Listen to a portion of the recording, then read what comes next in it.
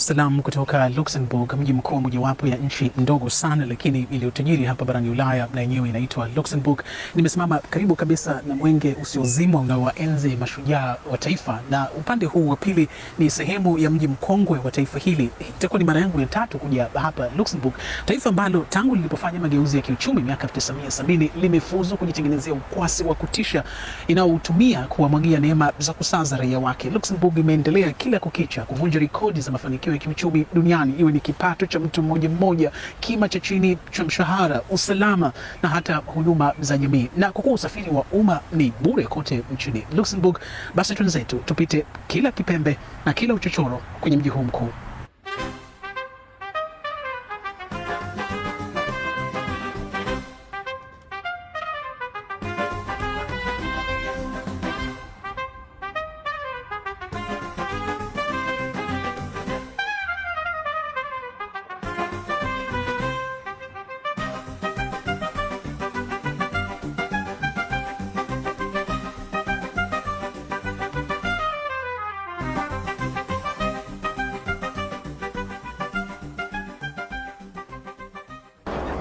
Historia kidogo. Luxembourg ni taifa la kifalme lililotambuliwa kwa mara ya kwanza kimataifa mwishoni mwa karne ya 18, lakini ardhi yake kwa hakika inabeba kumbukumbu za enzi na enzi hata kabla ya uhuru.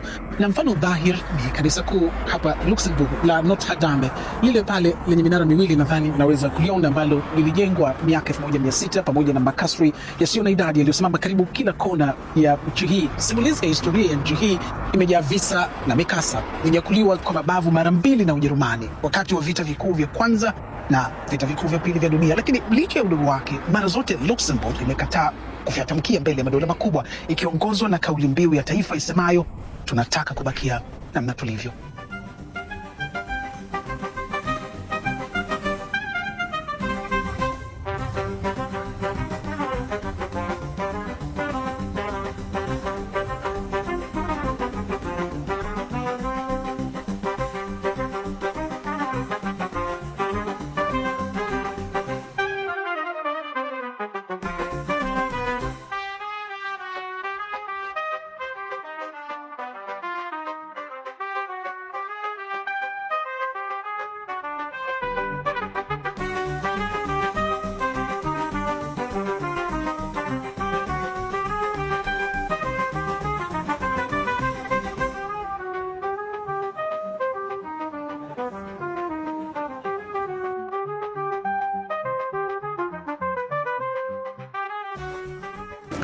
Kampeni hasa ya kujenga uchumi wa Luxembourg ilianza miaka 1970 baada ya kutulia kwa